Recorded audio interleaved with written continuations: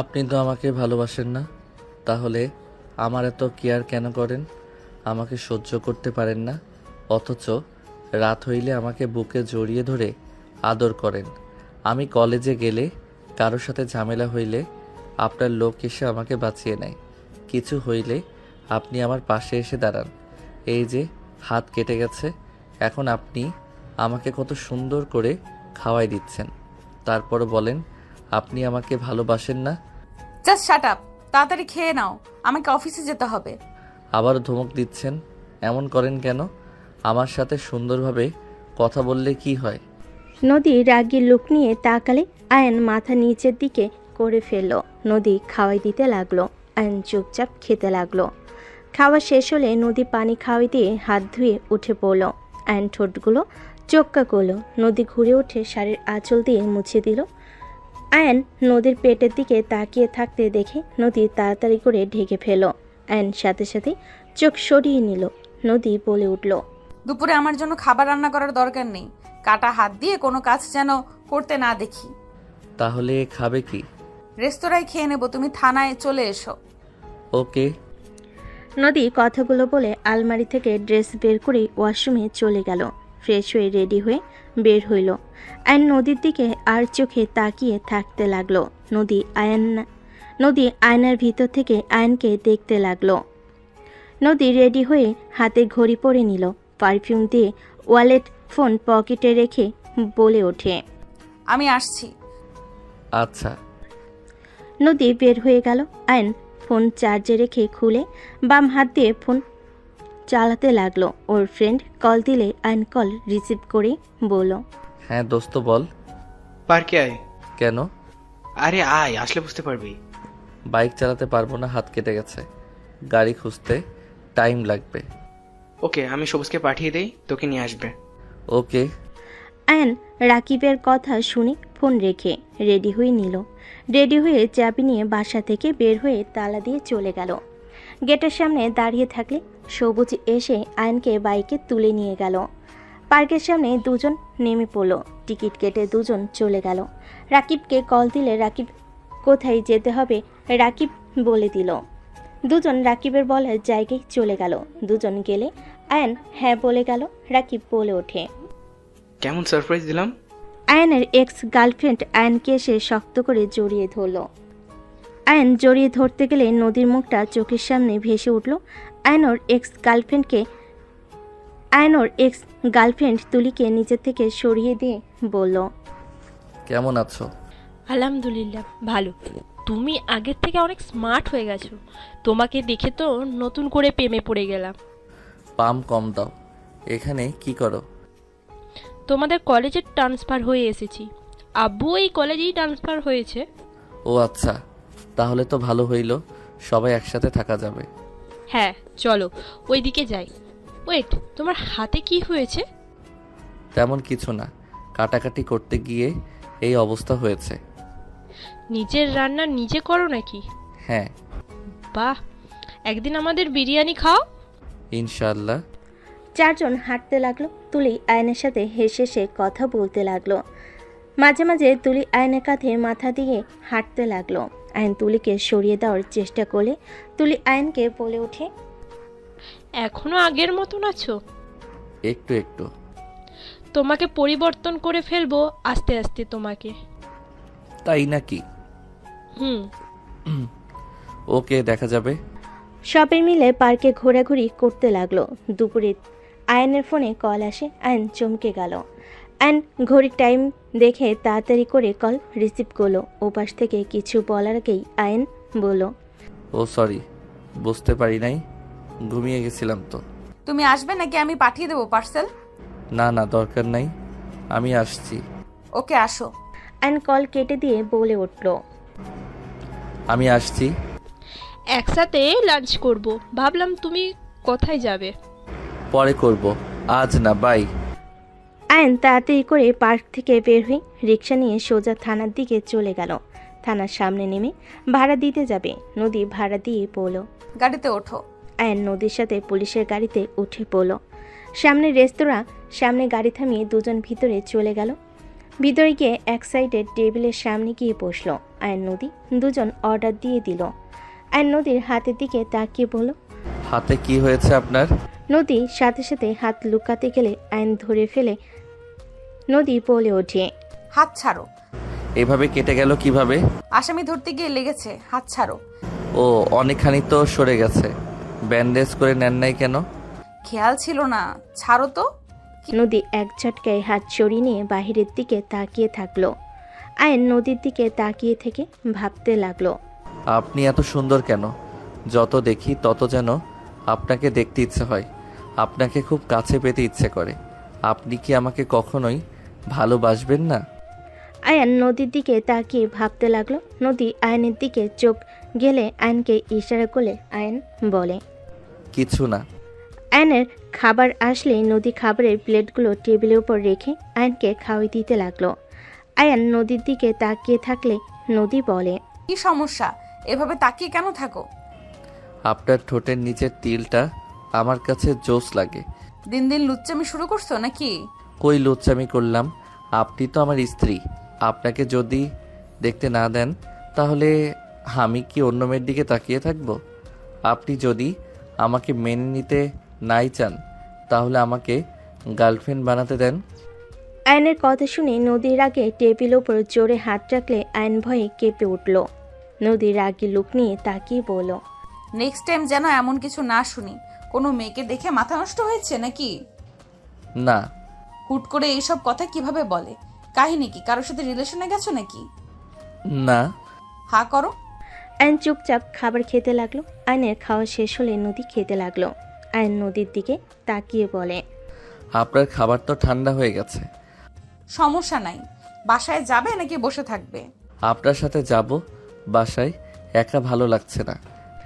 আয়নের কথা শুনে নদী কিছু বলল না। খাওয়া শেষ হলে নদী বিল দিয়ে আয়নকে নিয়ে বের হয়ে গেল। আয়ন নদীর সাথে থানায় চলে গেল। আয়নকে দেখে সবাই জিজ্ঞেস করতে লাগলো, কি ব্যাপার, আপনার হাতে কি হয়েছে? পাকনামি করতে গিয়ে হয়ে গেছে। আয়নের কথা শুনে বলে, সাবধানে কাজ করবেন না, যান ম্যাম কেবিনে। আয়ন চলে গেল। আয়ন নদীর কেবিনে গিয়ে টেবিলের উপর থেকে টেনিস বলটা নিয়ে খেলতে লাগলো। নদী চেয়ারে বসে থেকে ফাইলগুলো দেখতে লাগলো। আয়ন ডান হাত দিয়ে বল ধরতে গিয়ে হাতে ব্যথা পেলে নদী রেগে উঠে এসে হাত থেকে বল কেড়ে নিয়ে বলে, চুপচাপ বসে থাকতে ভালো লাগে না নাকি? ধমক দেন কেন? ব্যথা পাইলাম তো। নদী আয়নের হাত ধরে ব্যান্ডেজ খুলে দেখে আরও রক্ত পড়ছে। নদী ফার্স্ট বক্স নিয়ে এসে হাতের রক্ত পরিষ্কার করে হাতের ব্যান্ডেজ করে দিল। আয়ন নদীর কাছ থেকে তুলে নিয়ে নদীর কাটা জায়গা পরিষ্কার করে দিতে লাগলো। পরিষ্কার করে স্টিকার ব্যান্ডেজ লাগিয়ে দিল। নদী আয়নের দিকে তাকিয়ে থেকে চোখ সরিয়ে নিল। নদী ফার্স্ট বক্স রাখতে গিয়ে মুখে হাসি ফুটে উঠল। আয়ন ফোন বের করে হেডফোন পকেট থেকে বের করে গান ভিডিও দেখতে লাগলো। নদী নিজের কাজ করতে লাগলো, মাঝে মাঝে আয়নকে দেখতে লাগলো। হঠাৎ করে আয়নের সামনে রোমান্টিক ভিডিও আসলে আয়ন ভিডিওটা দেখতে লাগলো। হঠাৎ করে পিছন থেকে আয়নের ভাই রাফি ভিতরে এসে নদীকে স্যালুট করলো। আয়ন ভয়ে তাড়াতাড়ি করতে গিয়ে ফোনটা টেবিলের ওপর পড়ে গেল।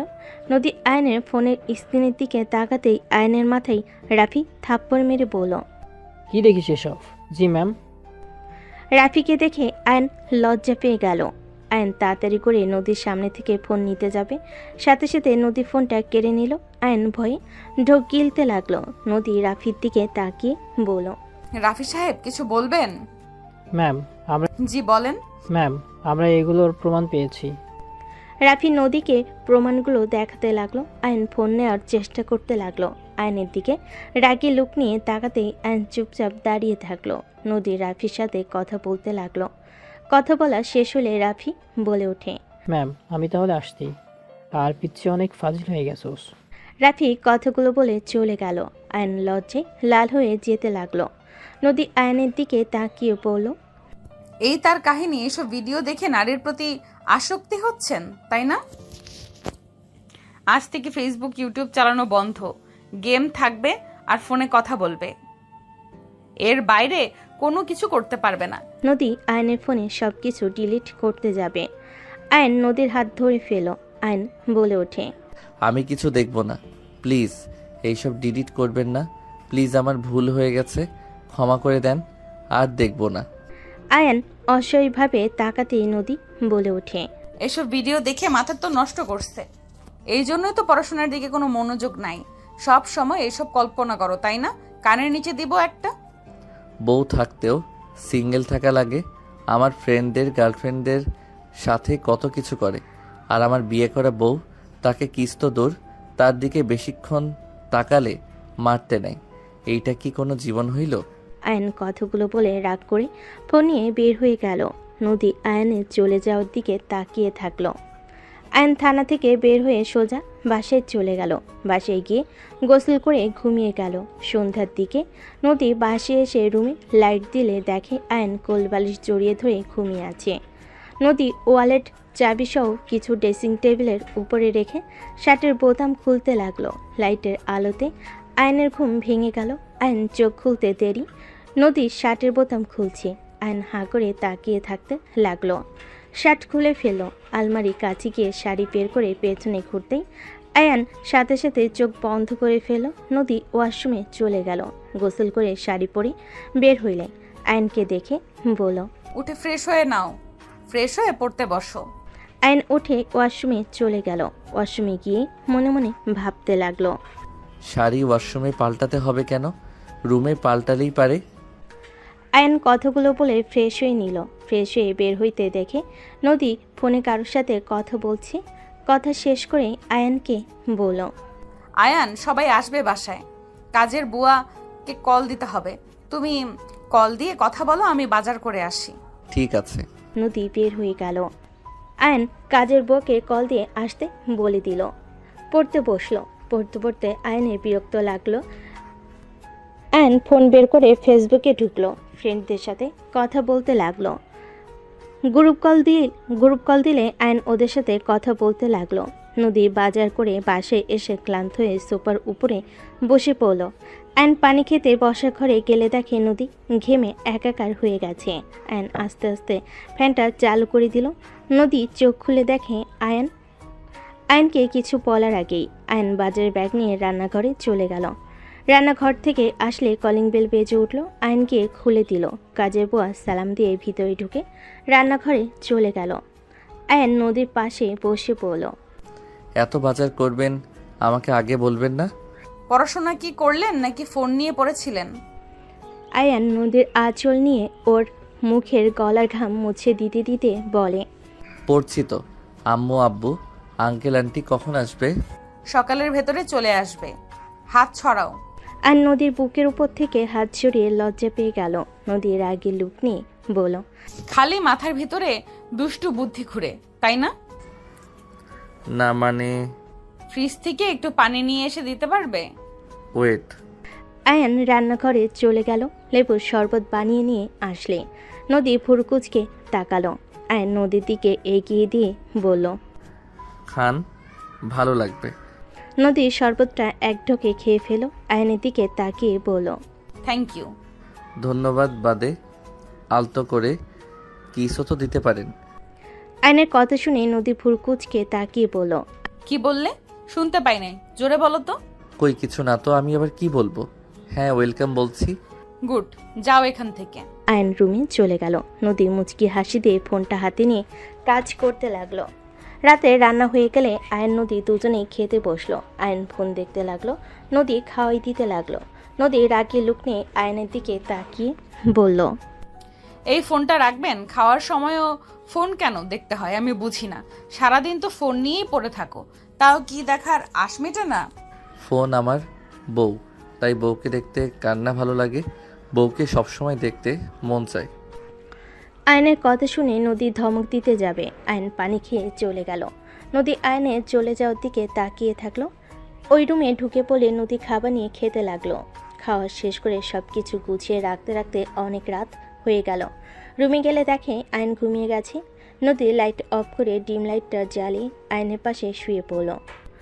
আয়নের মুখখানি দেখে নদী হাত দিয়ে নাকের সাথে নাক ঘষে মনে মনে বলতে লাগলো, আমার ফাজিল বরটা আস্তে আস্তে দুষ্টু হয়ে যাচ্ছে।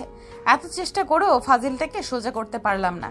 1 বছর আগে কত ছোট ছিল, পড়াশোনার প্রতি কত মনোযোগী ছিল, আর ফাজিলটা সেকেন্ড ইয়ারে উঠে শুরু হয়ে গেছে ফাজিল একটা, আর কয়েকটা বছর অপেক্ষা করতে পারছে না।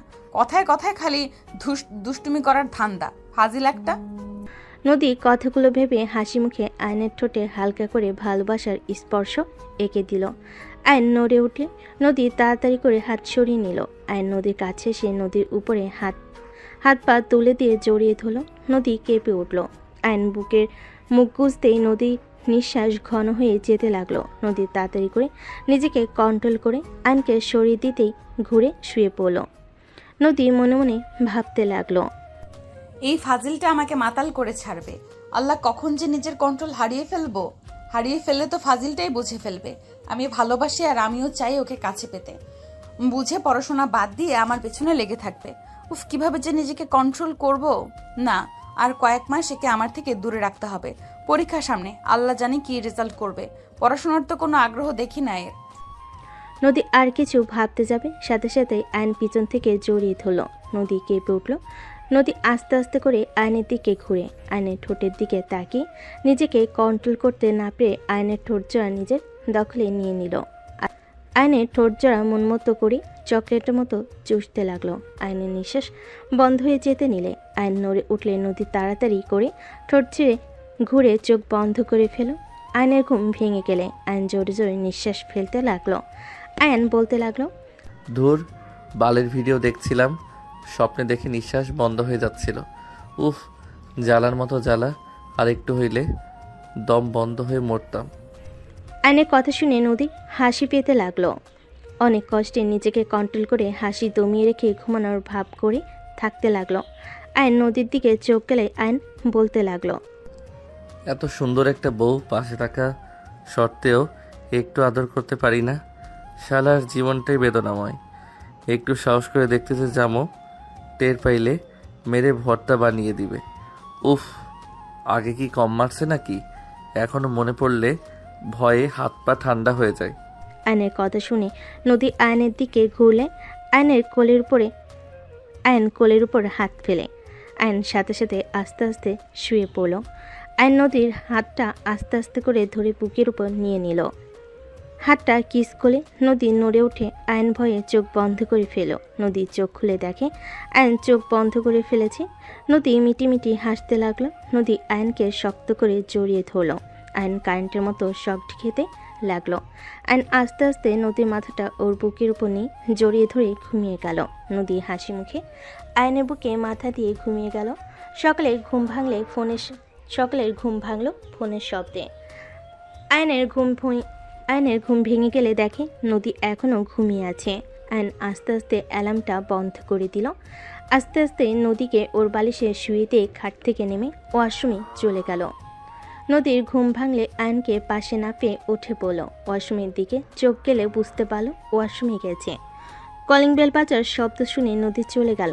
দরজা খুলতেই দেখে সবাই চলে এসেছে। নদী সবাইকে দেখে বলল, আসসালামু আলাইকুম, কেমন আছেন আপনারা? ভেতরে আসেন।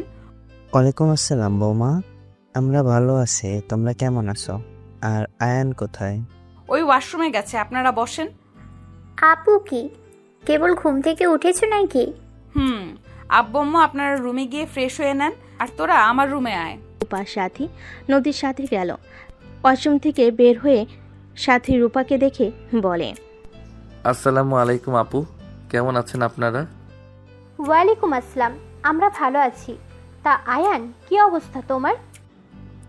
এই তো ভালো। ওই, তুই আয়ানকে নাম ধরে ডাকিস কেন? ও তো আমার ছোট, তো ওকে নাম ধরে ডাকবো না? সম্পর্কে ওই তোর বড়, তাই ভাইয়া বা দুলা ভাই বলে ডাকবি। ঠিক আছে। এই কলেজে যাওয়ার জন্য রেডি হও। সবাই আসলো, কলেজে যাব না? কি, কোথাও যাবে না? কই যাব তো কলেজে, আম্মু আব্বু আঙ্কেল আন্টির সাথে দেখা করে আসছি। আয়ন কথাগুলো বলে রুম থেকে বের হয়ে গেল। রূপার সাথী হাসতে লাগলো। রূপা বলে ওঠে, আয়ান তোমাকে এখনো ভয় পাই? আমি তো ভেবেছিলাম এতদিনে তোমাদের মাঝে অনেকটা দূরত্ব দূর হয়ে গেছে। চুপ কর, যা দুজনে ফ্রেশ হয়ে নে। আপু, এইভাবে যদি রাখো, আমরা কি খালামণি এই জন্মে হতে পারবো? খুব পাকনা হয়ে গেছস তাই না? থাপ্পড় মেরে সব দাঁত ফেলে দেব। ধুর, তোমাকে কিছু বললে রেগে যাও কেন? একটু ফ্রি মাইন্ডের হতে পারো না? রূপা আপু ভালো, কত ফ্রি। আমার হাত কি আমি একটু দেখাবো? আরে না না, আমি তো মজা করছি। রূপা আপু চলো ফ্রেশ হয়ে নি। দুজন ফ্রেশ হয়ে চলে গেল। ওরা ফ্রেশ হয়ে আসলে নদী ফ্রেশ হয়ে নিল। রান্নাঘরে গিয়ে সব কিছু গরম করে সবাইকে খেতে দিল। আয়নকে নদী খাওয়াই দিতে লাগলো। আয়ন বলে ওঠে, আন্টি আঙ্কেল, আপনাদের কিছু বিচার দেওয়ার ছিল। কিসের বিচার বাবু? আপনার মেয়ে খালি আমাকে কথায় কথায় মারতে আসে আর ধমক দেয়, খালি একটু ভালোবাসে না। এখন আরও আমার উপরে বেশি অত্যাচার করে। আয়নের কথা শুনে সবাই নদীর দিকে তাকাতে নদী আয়নের দিকে রাগী লুক নিয়ে তাকিয়ে থেকে বলল, থাপ্পড় খাওয়ার ইচ্ছে জাগছে নাকি? তাই আব্বু আম্মু আমাকে কি বলবে? আঙ্কেল আন্টি ওই ঠিক মতো পড়তে বসে না। আমি যদি বলি ওই আমার চোখের আড়ালে কত কিছু করে জানেন, বলবো নাকি কি কি করো? আয়নের আব্বু আম্মু রাগী লুক নিয়ে তাকাতে আয়ন ভয়ে ঢোক গিলে বলতে লাগলো, আমার কলেজের সময় হয়ে গেছে, বাই। আয়ন উঠে সোজা রুমে গিয়ে ব্যাগ নিয়ে দৌড়ে বের হয়ে গেল। নদী বলে উঠল, ওই সাবধানে যাও, পানি তো খেয়ে যাবে নাকি? বাইরে খেয়ে নিব, টাটা। আয়ন কথাগুলো বলে বের হয়ে গেল। নদীর আম্মু বলে, নদী, আয়ান কিন্তু তোর হাজব্যান্ড। ওই তোর বয়সে ছোট হলেও ওই তোর হাজব্যান্ড। তুই ওর স্ত্রী। সবসময় এত কঠোরে রাখিস না, মাঝে মাঝে নরম ব্যবহার করিস। বেশি কঠোর হইলে সম্পর্ক বিচ্ছেদ হয়ে যায়। তুমি কি বলতে চাচ্ছ? আয়ানকে চাপে না রাখলে ওই একদম পড়তে চায় না। ওর সুন্দর ভবিষ্যৎ আছে। ওই যদি এই সময় পড়াশোনা বাদ দিয়ে অন্য কিছু নিয়ে পড়ে থাকে তাহলে ভবিষ্যৎ অন্ধকার। দেখো আপু, ভালোবেসেও কিন্তু পড়ানো যায়। আগে তুমি ওকে পড়াতাম, তুমি ওকে মারতে বকা দিতে, জিনিসটা মানাতো। এখন কিন্তু মোটেও মানায় না। এখন ও তোমার হাজব্যান্ডের সাথে ব্যবহার সুন্দর করতে পারলেই সুখে থাকতে পারবে। এভাবে আস্তে আস্তে তুমি আয়নের মন থেকে উঠে যাবে। কঠোর সব জায়গায় মানায় না। বৌমাকে এভাবে চেপে ধরেছেন কেন? আয়ান ফাজিল আছে, ওই ছোট থেকে ফাজিল। কঠোর না হলেও এই জীবনেও ঠিক হবে না। নরম হলেই মাথায় উঠে পড়বে। ওইটুকু ছেলে ক্লাস 5 থেকে রিলেশন করছে, এটা কি ভাবা যায়? এইটুকু ছেলে নাকি 5 বছরের রিলেশন ছিল, আবার তার সাথে ব্রেকআপও হয়েছে। সেখানে যদি নদী ওকে এভাবে চোখে চোখে না রাখে তাহলে পড়া তো দূর, কোনো মেয়ের সাথে আবার রিলেশন করবে। আমি মা হয়ে ওকে বিশ্বাস করতে পারি না। আয়নের আম্মুর কথা শুনে নদী বলে ওঠে, ওই এখন মোটামুটি ভালোই বড় হয়ে গেছে, বেশি দিন এইভাবে রাখা যাবে না। আমি ভালো করে জানি সামনে পরীক্ষা পর্যন্ত তো কঠোর হতেই হবে। পরীক্ষাটা হয়ে গেলে স্ত্রী যেমন হওয়ার কথা তেমন হব। এখন শিক্ষক অভিভাবকের মতো ব্যবহার করতে হবে। মা হয়ে তোকে কথাগুলো বলার ছিল তাই বললাম। এখন তুই কি করবি সেটাই তোর একান্ত ব্যাপার। সবাই টুকটাক কথা বলতে বলতে খেতে লাগলো। নদী চিন্তায় পড়ে গেল। নদী ভাবতে লাগলো। এদিকে আয়ন কলেজে গেলে তুলি, রাকিব, সবুজ আরও ফ্রেন্ডরা সবাই বসে আড্ডা দিচ্ছে। আয়ন ব্যাগ রেখে ওদের কাছে গেলে তুলি টান দিয়ে পাশে বসিয়ে দিয়ে বলল, ঘুম ভাঙছে তাহলে? তোমার কল কতবার দিয়েছি, চোখ আছে? ও সরি, বুঝতে পারি নাই। আব্বু আম্মু এসেছে তো তাই আর কি। কি আঙ্কেল আন্টি এসেছে? সাবধানে থাকতে হবে। তোমার সাথে দেখলে আমাকে খুন করবে। জানি। এই স্যার ক্লাসে যাচ্ছে। আরে রাখো, ক্লাস না করলে সমস্যা নাই। তাহলে তোমরা থাকো, আমাকে ক্লাস করতে হবে। রেজাল্ট খারাপ হইলে মায়ের পিঠে উপরে ছাড়া কোথাও পড়বে না। আয়ন কথাগুলো বলে উঠে পড়তে যাবে, সাথে সাথে তুলি আয়নের হাত ধরে টান দিলে আয়ন সোজা তুলির উপরে গিয়ে পড়ল। আয়ন তুলির দিকে তাকাতেই তুলি আয়নের দিকে তাকিয়ে থাকতে লাগলো। তুলি আয়নের মাথা ধরে ঠোঁটের দিকে এগিয়ে যেতে নিবে। আয়ন সাথে সাথে তুলির হাত সরিয়ে দিয়ে উঠে পড়ে বলল, ধ্যাত, এইভাবে কেউ টান দেয়? আর একটু হইলে বেশি ব্যথা পেত। আর কিছু থাকলে পারতে, সুন্দর একটা রোমান্টিক ভিডিও হয়তো। রাকিবের বাচ্চা, ছবি তুললি কেন? সুন্দর লাগছে। ডিলিট কর। না, সো রোমান্টিক। রাকিব কথাগুলো বলে হাসতে লাগলো। আয়ন রাকিবের হাত থেকে ফোন নেওয়ার চেষ্টা করতে লাগলো। তুলি বলে ওঠে, এখনো মেয়েদের মতো স্বভাব গেল না। আমি মেয়ে মানুষ হয়ে কিছু বলছি না, আর ও ছেলে মানুষ হয়ে ভয় পাচ্ছে। ভয় কিসের? আমি মোটেও ভয় পাই না। রাখুক গা, তাতে আমার কি? আয়ন ভাব দেখিয়ে চলে গেল। তুলে রাকিব সবুজ হাসতে লাগলো। আয়ন ক্লাসরুমের সামনে গিয়ে অনুমতি নিয়ে ভিতরে চলে গেল। আয়ন মনোযোগ দিয়ে সব ক্লাস করতে লাগলো। ক্লাস শেষ হলে আয়ন ক্লাস থেকে বের হইলে তুলি আয়নের কাঁধে হাত দিয়ে বলে, জানু ফুচকা খাওয়াবে না নাকি? চলো। জানু বলবে না তো, আমার নাম ধরে ডাকবে, বুঝলে? ও মা, জানু বললে আজও তোমার রাগ হয় নাকি? আমাকে 2 বছরের ভিতরে ভুলে গেছো? আমাকে আর তোমার মনে পড়ে না নাকি? আগে পড়তো, এখন পড়ে না। আর ফ্রেন্ড হয়ে থাকো, ফ্রেন্ডের মতো ব্যবহার করো। তার মানে তুমি আমাকে ভালোবাসতে না? আমি ঠিকই বলেছিলাম, তুমি আমাকে ভালোবাসতে না। এটা তোমার অভিনয়। যেটা তোমার ভালো লাগে সেটাই তুমি মনে করো, আমার কিছু যায় আসে না। আমার ব্যাপারে কে কি ভাবলো, আই ডোন্ট কেয়ার। আয়নের কথা শুনে তুলি বেশ অবাক হইল। আয়ন ফুচকার দোকানের সামনে গিয়ে বলল, মামা, ওদের 3 জনকে ফুচকা দেন। আয়নের কথা শুনে ফুচকাওয়ালা ফুচকা বানাতে লাগলো। আয়ন বলে ওঠে, তোরা খা, আমি পেমেন্ট করে চলে যাই। তুই থাকবি না? আমরা পার্কে যাব, তুই যাবি না? না, আমাকে বাসায় যেতে হবে। আব্বু আম্মু এসেছে, বুঝতেই তো পারছিস। শালা এখনো বাচ্চাই থেকে গেলি, বড় কবে হবি? এখন তো এনজয় করার সময়। তুই জানোস কত কিছু তুই মিস করছস? আমরা ফ্রেন্ডরা কত আনন্দ করি। তুলি মেয়ে হয়ে গতকাল আমাদের সাথে আড্ডা দিয়েছে, কত মজা করছি। তুই বল ওকে আমরা মজা করছি না? হ্যাঁ, শুনো, ওর কথা জানি না, আজকেও ছোট একটা পার্টি হবে, অনেক মজা করব। আমি তো নাচের রিহার্সালও করব। ওকে, আজকে আমি আয়োজন করব। যা আয়ান, তুই চাইলে আসতে পারিস ক্লাবে। না, আমার পক্ষে সম্ভব না। তোরা মজা কর, বাই। আরে রাখ তো, ওই আগে ওর মায়ের আঁচল ধরে থাকতো, এখনো সেই রকমই আছে। যাও বাবু, বাসায় গিয়ে মায়ের দুধ খেয়ে ঘুমিয়ে যাও। তুলি কথা শুনে সবাই হাসতে লাগলো। আয়নের রাগ হতে লাগলো। আয়ন হাত মুঠো করে ফেল। আয়ন রেগে রাকিবের আর সবুজের মুখে ঘুষি মেরে বলল, আর একবার হাসলে নাক ফাটিয়ে ফেলবো। আমি আসবো, পার্টিতে দেখে নিস। আয়ন রেগে কথাগুলো বলে চলে গেল। রাকিব সবুজ মুখে হাত দিয়ে রেখে আয়নের চলে যাওয়ার দিকে তাকিয়ে থাকলো। তুলি হাসতে হাসতে বলল, আমার জানুটা রাগও করতে পারে? আমি তো এটাই চেয়েছিলাম, আমার জানুটা হিরোদের মতন হোক। চুপ কর বাল, তোর জানু আমাদের রক্ত বের করে দিয়ে গেল, আর উনি জানুর ব্যবহারে খুশিতে নাচতেছে। এই সবুজ, মার থাপ্পড় ওকে। রাকিব সবুজ থাপ্পড় মারতে যাবে, তুলির সাথে সাথেই বলে ওঠে, এই দাঁড়া দাঁড়া, আয়ান বিল না দিয়ে যাচ্ছে। তাই তো, ওই আয়ান বিল দিয়ে যা। 3 জন ডাকতে লাগলো। আয়ন পেছনে ঘুরে এসে বিল দিয়ে চলে গেল। তুলি মিষ্টি করে হাসি দিয়ে বলল, আমার জানুটা সো সুইট। লোভি মাইয়া। চুপ কর শালা। 3 জন হেসে ফুচকা খেতে লাগলো। আয়ন বাসায় চলে গেল। বাসায় গিয়ে রুমে গিয়ে ভাবতে লাগলো, জোর গলায় তো বললাম, পার্টিতে কিভাবে যাব? বউ যদি জানে যে এক্সের সাথে পার্টিতে ছিলাম, আমাকে তো খুন করে ফেলবে। আর রাতের বেলা তো আমাকে বেরো হতে দেয় না।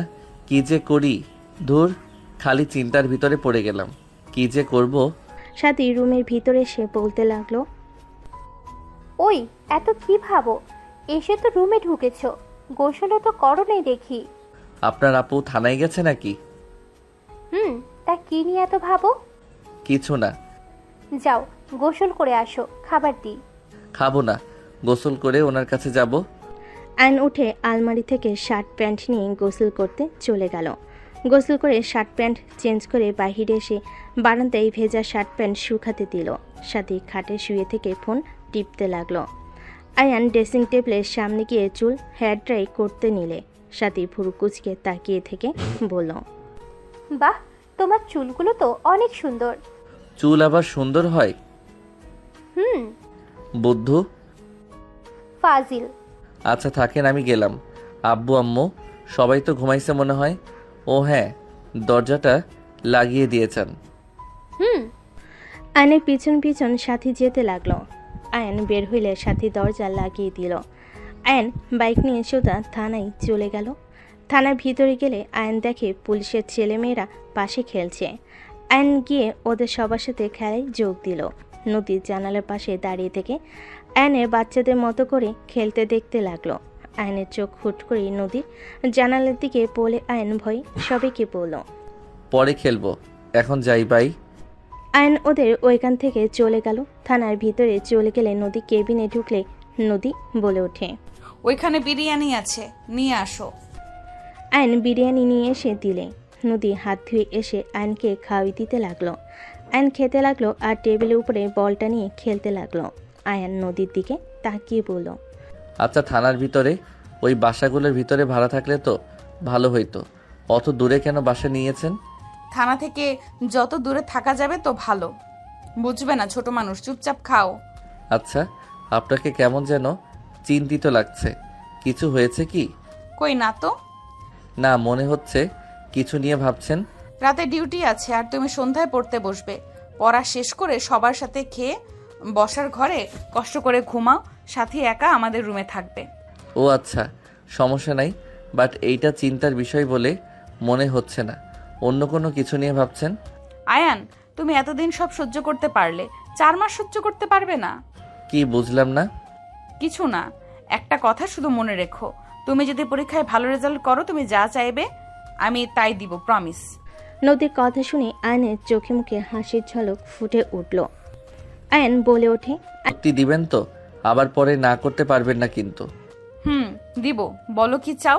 আয়ন কিছুক্ষণ ভেবে একটু একটু করে চেয়ার থেকে উঠে একটু দূরে গিয়ে বলল, এখান থেকে বলি, কাছে বলে থাপ্পড় খাইতে পারি। থাপ্পড় দিব না, বলো কি চাও। আয়ন হালকা করে কেশে নিয়ে বলল, আমার একটা বেবি লাগবে, বাকিটা বুঝে নেন। আয়ন কথাগুলো বলে নদীর দিকে তাকাতেই নদী ভুরকুচকে তাকালে। আয়ন বলে ওঠে, এইভাবে তাকান কেন?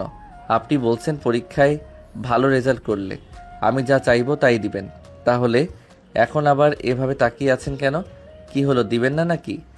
নদী কিছুক্ষণ চুপ থেকে বলে ওঠে, ওকে, আর কি চাই। নদীর কথা শুনে আয়ন খুশিতে লাফ দিয়ে ওঠে। আয়ন বলে ওঠে, আর একটু ভালো ব্যবহার, ভালোবাসা, আদর, আর কিছু চাই না। আর কিছু চাও না? বছরের বছরে একটা বাবু দিলেই হবে। আয়নের কথা শুনে নদী ভুরকুচকে তাকিয়ে বলে, এত বাবু দিয়ে কি করবে? ফুটবল টিম বানাবো, হি হি হি। 2টা বাবু নিব, তার বেশি নিব না। নদী কথাটা বলে লজ্জা পেতে লাগলো। আয়ন বুঝতে দিল না। আয়ন খুশিতে বলে, যাক বাবা, বউ তো 2টা, বাবু দিবে, এটাই অনেক। আপনার কথা কিন্তু রাখতে হবে, আমি ভালো রেজাল্ট করলে। আগে ভালো রেজাল্ট, তারপর। ওকে, এখন যাও। আয়ন খুশি হয়ে চলে গেল। নদী লজ্জায় লাল হয়ে যেতে লাগলো। নদী মনে মনে ভাবতে লাগলো, ফাজিল একটা আমাকে মেরে ফেলার চিন্তা করছে, ফুটবল টিম বানাবে। ফাজিল বলে কি, ওই একটা বাচ্চা, ওকে সামলানো কঠিন, আবার এতগুলো বাচ্চাকে নাকি সামলাতে পারবো। ফাজিল একটা। নদী হাসতে হাসতে হাত ধুয়ে প্লেট রেখে কাজ করতে লাগলো। এইদিকে আয়ন খুশি হয়ে বাইক নিয়ে সোজা বাসায় চলে গেল। কলিং বেল বাজাতেই আয়নের আম্মু দরজা খুলে দিল। আয়নের আম্মু বলে, কই গেলি? থানায় গেছিলাম, তোমরা উঠে পড়ছো? হ্যাঁ, ভেতরে আয়। আয়ন ভিতরে চলে গেল। ভিতরে গিয়ে সবার সাথে বসে গল্প করতে লাগলো। সাথী বলে ওঠে, কি ব্যাপার, তোমাকে একটু বেশি খুশি লাগছে? আপুকে নাইট ডিউটি করার কথা শুনে খুশি নাকি? আরে ধ্যাত, বউ ধমক বা রাগ দেখালে কি হবে? বউ না থাকলে ভালো লাগে না, বউ দূরে গেলে কেউ খুশি হয় নাকি? আয়নের কথা শুনে সবাই মিটিমিটি হাসতে লাগলো। সাথী বলে ওঠে, তাহলে এত খুশি কেন? এখন বলা যাবে না, থাকো তোমরা, আমাকে পড়তে বসতে হবে। তোমার তো সন্ধ্যায় পড়ার কথা, এখন কেন? যত বেশি পড়বো পরীক্ষায় ভালো রেজাল্ট করতে পারবো। বাবা, আপুকে জানাতে হবে তো। আপু তো চিন্তা করলো, আমাকে বলল পড়তে বসতে না চাইলে আমাকে কল দিস। দাও গা। আয়ন চলে গেল। আয়ন রুমে গিয়ে ফ্রেশ হয়ে পড়তে বসলো। 9টা পর্যন্ত পড়ে আয়ন নদীকে কল দিল। আয়ন, হ্যাঁ বলো, কি হয়েছে? খাইছেন? না, একটা মিশনে যাচ্ছি, আর কল দিও না, এসে খেয়ে নিব, চিন্তা করো না। ওকে, খেয়ে নিও, আমি তাহলে খেতে গেলাম। ওকে যাও, গুড নাইট। গুড নাইট বলে কল কেটে খাবার খেতে চলে গেল। আয়নের আম্মু আয়নকে খাওয়াই দিতে লাগলো। নদীর আম্মু বলে ওঠে, তোমার হাত কাটলো কিভাবে? পেঁয়াজ কাটতে গিয়ে হুট করে ভাজি পুড়ে যেতে নিয়েছিল, ওইদিকে হাত দিয়ে চাকুটা সাথে লেগে কেটে গেছে। সাবধানে কাজ করবে না? তুই রান্না শিখছিস? ইউটিউব দেখে করতে চাইছিলাম, বউ তো কাজ করে এসে আবার রান্না করতে কষ্ট হয়, তাই আমি করতে নিয়েছিলাম। ভুয়া তো কয়েকদিনের ছুটি নিয়েছিল। ও আচ্ছা। অ্যান্ড সবার সাথে কথাবার্তা বলতে লাগলো আর খেতে লাগলো। খাওয়া শেষ হলে কিছুক্ষণ সবার সাথে কথাবার্তা বললো। আয়ান বলে ওঠে, আচ্ছা, আমি আমার ফ্রেন্ডদের বাসায় যাব, তোমরা ঘুমিয়ে পড়ার কাউকে যেন বলো না, রেগে যাবে। কোন বন্ধুর বাড়িতে? রাকিবের আপনি চিনবেন না, রূপা আপু চিনত। বাই। কোন বাসায় রে? আসবি নাকি? আমার ফ্ল্যাটে আয়। ওকে। আয়ান চলে গেল। সবাই কই? ওই রুমে। রুমে গেলে দেখে ড্রিঙ্কসের বোতল সাথে আরো অনেক কিছু নিয়ে এসেছে। রাকিব বলে ওঠে, দোস্ত নে। না, আমি ড্রিঙ্কস করব না, তোরা কর। এই ধর তো, ড্রিঙ্কস না করলে কোনো মজা আছে নাকি? সবাই ধরে জোর করে আয়নকে ড্রিঙ্কস করাতে লাগলো। চারজন মিলে গানের তালে তালে নাচতে লাগলো। তুলি আয়নের সাথে ঢুলাঢুলি করতে লাগলো। আয়ন বারবার তুলিকে ইগনোর করতে লাগলো। আয়ন ড্রিঙ্ক অতিরিক্ত করতে করতে ঘুম আসলে আয়ন অন্য রুমে গিয়ে ঘুমিয়ে পড়লো। সকালে আয়নের ঘুম ভাঙলে চোখ খুলে দেখে তুলি কান্না করছে। আয়ন লাফ দিয়ে উঠে নিজেকে দেখে থমকে গেল। আয়ন তাড়াতাড়ি করে নিজেকে ঢেকে নিয়ে বলল, তুলি এসব কি? আয়ান, তুমি আমার এমন সর্বনাশ করতে পারলে? তুমি কিভাবে পারলে আমার সাথে এমন কাজ করতে? কি বলছো তুলি? আমি তোমার সাথে আবার কি করলাম? চুপ কর শালা, তুই তুলির সাথে এসব কি করছস দেখ। রাকিব ফোনের স্ক্রিনে তুলি আয়নের কিছু ঘনিষ্ঠ মুহূর্তের ছবি। আয়ন লাফ দিয়ে উঠে পড়ে তাড়াতাড়ি করে শার্ট প্যান্ট তুলে তাড়াতাড়ি করে শার্ট প্যান্ট পরে নিয়ে আয়ন তোতলাতে তোতলাতে বলে, আমি এসব করতে পারি না, এসব আমি করি নাই, কোথাও ভুল হচ্ছে। এই ছবিগুলোও ভুল নাকি? আমরা যদি কিছু করে থাকি, ছবি কিভাবে উঠলো? এইগুলো সব প্ল্যান করে তোরা করছস। রাকিব, আমার সাথে এমন কেন করছিস? তুই তো আমার ভালো বন্ধু, তুই আমাকে এভাবে ফাঁসালি কেন? এই চুপ কর, কিসের ভালো বন্ধু? ভুলে গেছস তোর বউয়ের লোকেরা তোকে মজা করে একটু মেরেছিলাম দেখে সবার সামনে আমাকে মেরে তোর পায়ে ধরে ক্ষমা চাইছিল। আমার অপমানের কথা আমি এত সহজে ভুলে যাব ভাবলি কিভাবে? কি? ওটার জন্য তুই আমার উপরে প্রতিশোধ নিচ্ছিস? তুলি, তুমি কেন এমন করলে? তোমার আমি কি ক্ষতি করছি? তুলি আয়নের কাছে এসেছে, কলার ধরে মিষ্টি করে হাসি দিয়ে বলে, আয়ন, আমি তোকে এত সুখী দেখতে পারছি না। আমি বেঁচে থাকতে তুই সুখে সংসার করবি? তোদের জন্য ওই শহরটা আমার ফ্যামিলি নিয়ে ছাড়তে হয়েছে। এত সহজে সব ভুলে গেছি ভেবে নিয়েছিস? তোর জন্য আমাদের ফ্যামিলিকে কত অপমান হইতে হয়েছে, ভুলে গেছিস সব? আর শুন, এইসব যে ফেল সেটাও আমরা চারজন জানি, আর কেউ তো জানে না। আজ থেকে আমাদের কথা না শুনলে তোর এইসব পুলিশ বইয়ের কাছে যাবে। তোমাদের পায়ে ধরছি, দয়া করে এমন কাজ করো না তোমরা। আমি সব কিছুর জন্য তোমাদের কাছে ক্ষমা চাচ্ছি। এই চার, তোর বউটা না অনেক সুন্দর, তাই না? বইয়ের আদর পেয়ে আমাকে ভুলে গেলি, সেটা কিভাবে মেনে নেব বল? শোন, কান খুলে শুনে রাখ, আমার যখন তোর সাথে সময় কাটাতে মন চাইবে তখন চলে আসবি। যদি না আসিস তাহলে সোজা তোর বউয়ের কাছে ছবিগুলো চলে যাবে। দেখো, এইটা বাড়াবাড়ি হয়ে যাচ্ছে। আমি তোমাকে ভালোবাসি না, আমি আমার স্ত্রীকে অসম্ভব ভালোবাসি। আমার স্ত্রীকে বাদে আমি কাউকে সময় দিতে পারবো না। আমিও এইগুলো তোর স্ত্রীর কাছে সেন্ড করে দেব, অনেক মজা হবে। আর বউয়ের সাথে অনেক তো সুন্দর সময় কাটাইছস, এখন আমার সাথে কাটাতে তোর কি সমস্যা? বউকে অনেক ভালোবাসিস তাই না? দুপুর হইলে বউয়ের সাথে দেখা করতে যাস, সময় হইলেই বউকে নিয়ে ঘুরতে যাস, অনেক সুন্দর সুন্দর সময় কাটাস। এইসব দেখে আমি কিভাবে তোদের সুখ মেনে নেব বল? একটু হলেও তো আমি তোকে ভালোবাসি, তোর পাশে অন্য কাউকে সহ্য হয় না। এখানে এখন আমরা কি করব বল? শুন, তাড়াতাড়ি বউকে ডিভোর্স দিয়ে আমাকে বিয়ে করে নিবি, ঠিক আছে? তুলিকে ধাক্কা দিয়ে বলে ওঠে, আমার স্ত্রীকে ডিভোর্স দিব? So funny. আর তোর মতো মেয়েকে কে বিয়ে করবে? যেই মেয়ে ছোটবেলা থেকে যৌবনের জ্বালা মেটাতে যা না তাই করে, সেই মেয়েকে আমি বিয়ে করব? আমি কিছু বুঝতামও না। তুই আমার সাথে কি করার চেষ্টা করতে এখন আমি সব বুঝি। ফালতু মেয়ে তুই, তোকে সময় দিব আমি? অসম্ভব। আয়নের কথা শুনে তুলি রেখে গলা চেপে ধরে বলে, আমি খারাপ মেয়ে, তাই না? এই খারাপ মেয়েকেই তুই সময় দিতে বাধ্য হইবি। এই রাকিব ওর বউকে সেন্ড করে দে। ওয়েট কর। রাকিব সেন্ড করতে যাবে। আয়ন তাড়াতাড়ি রাকিবকে বলো, ভাই দেখ, বাড়াবাড়ি করিস না। তুই ওই তুলির পাল্লায় পড়ে এমন কিছু করিস না, সারা জীবন পস্তাতে হবে। ওই না কারো ভালো গার্লফ্রেন্ড বা বউ, আর না ভালো ফ্রেন্ড হতে পারবে। ওই অনেক খারাপ একটা মেয়ে, নিজের স্বার্থের জন্য সব করতে পারে। ওর ফাঁদে পা দিস না। চুপ কর, তোর কথা আমার শোনা লাগবে নাকি? এই তুলি, পাঠিয়ে দে। দিয়ে দে। আয়ন রাকিবকে আটকানোর চেষ্টা করতে লাগলো। রাকিব আয়নের মুখে কোনো দিয়ে গুতা দিয়ে বলে, শালা ছাড় আমার হাত। তোদের এত সুখী আমার ভালো লাগে না। তোদের মাঝে সম্পর্ক নষ্ট হইলে আমি তোর বউটাকে পটাতে পারবো।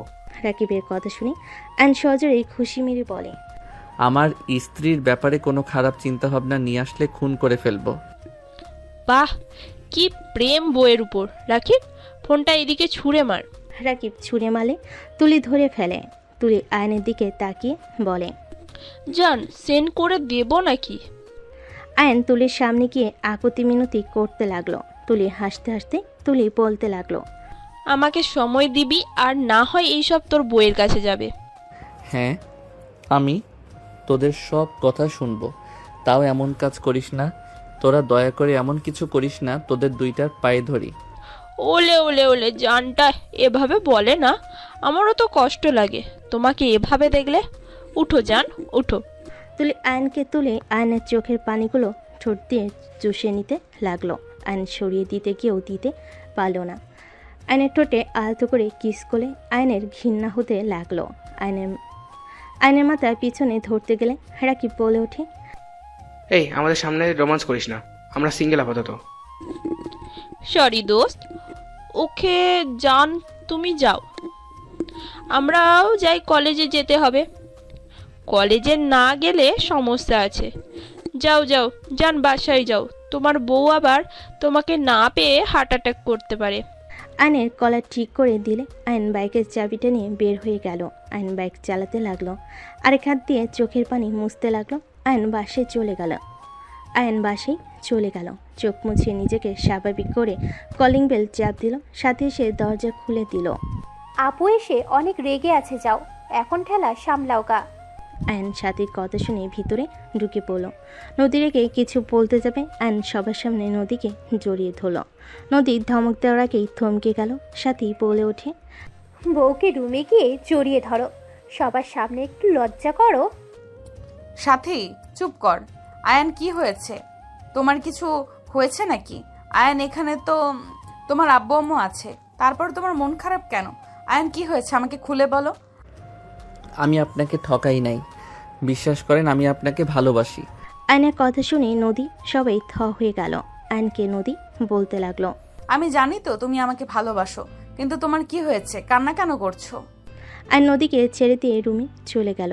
নদী অবাক হয়ে আয়নের চলে যাওয়ার দিকে তাকিয়ে থাকলো। আয়নের আম্মু বলে ওঠে, কি হলো হঠাৎ ওর? হয়তো রাতে আমাকে না দেখতে পেয়ে মিস করছে, এই জন্য কান্না করে দিয়েছে। এর আগেও এমন হয়েছে। বাদ দেন, আমার অনেক ঘুম পাচ্ছে। বাপ্পা, কি ভালোবাসা। নদী রুমে চলে গেল। নদী রুমে গেলে দেখে আয়ন ওয়াশরুমে চলে গেছে। নদী খাটে শুয়ে পড়ল। নদী আয়নের কথা ভাবতে লাগলো। আয়ন গোসল করে পোশাক পরিবর্তন করে ওয়াশরুম থেকে বের হয়ে বারান্দায় শার্ট প্যান্ট মেলে দিয়ে রুমে আসলো। আয়নকে দেখে নদী বলল, সত্যি করে বলো তো কি হয়েছে? আর সারা রাত কোথায় ছিলে? আপনাকে মিস করছিলাম তাই। সারা রাত কোথায় ছিলে? বন্ধুর বাসায়। কোন বন্ধু? এত প্রশ্ন উত্তর দিতে ভালো লাগে না, আপনি ঘুমান। সারা রাত তো জেগেছিলেন। আমি কলেজে যাব। কলেজে যেতে হবে না, আমার কাছে আসো। আয়ন নদীর কাছে গেলে নদী আয়নকে জড়িয়ে ধরে বলল, মিস করছো আমায়? হুম। দেখো, আমি তোমার জন্য নাইট ডিউটি করতে চাই না, বাট আজকে উপায় ছিল না, তাই করতে হয়েছে। প্লিজ মন খারাপ করো না। আমি দেখলাম যে তোমার আব্বু আম্মুও আছে, ও তো সমস্যা হবে না। আপনি ঘুমান, আমি কলেজে যাব। ঠিক আছে, খাবার নিয়ে আসো, খাওয়াই দেই। ক্ষুধা লাগছে না, বাহিরে থেকে খেয়ে নিব।